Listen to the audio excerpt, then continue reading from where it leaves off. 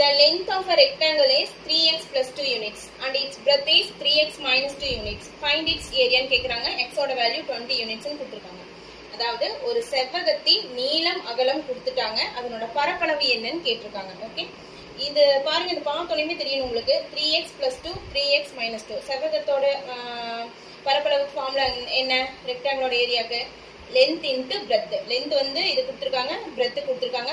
இது பாரு a plus b into a minus b formula கொடுத்துருக்காங்க. ஸோ அதை பார்த்தோன்னே நமக்கு தெரியணும் இது a square minus b square formula அப்படிங்கிறது. ஸோ இதுக்கெல்லாம் பென்னு டச்சே பண்ணக்கூடாது, அப்படியே மைண்டில் போட்டு 30 செகண்ட்ஸில் ஆன்சர் மார்க் பண்ணிட்டு அடுத்த சம் போயிடணும். இந்த சம்க்கெல்லாம் அதிகமாக டைம் வேஸ்ட் பண்ணவே கூடாது. நிறைய ட்ரிக்கி சம்ஸ் இருக்கும், அதுக்கு அந்த டைமை நம்ம யூஸ் பண்ணிக்கணும். ஓகேவா? இப்போ மைண்டில் போட்டிங்க எப்படி போடுவீங்க?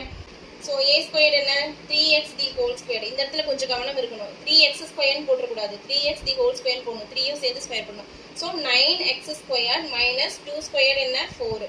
ஸோ 9xோட வேல்யூ 20 கொடுத்துட்டாங்க. ஸோ x ஸ்கொயர் அப்படின்னா 400. So 9 into 400 3600. 3600 மைனஸ் 2 ஸ்கொயர்னா 4 மைனஸ் 4 என்ன? 3596. ஸோ ஆன்சர் வந்து ஆப்ஷன் ஏ அப்படின்னு டக்குன்னு மார்க் பண்ணிட்டு அடுத்த சம்க்கு போயிடணும். ஓகே.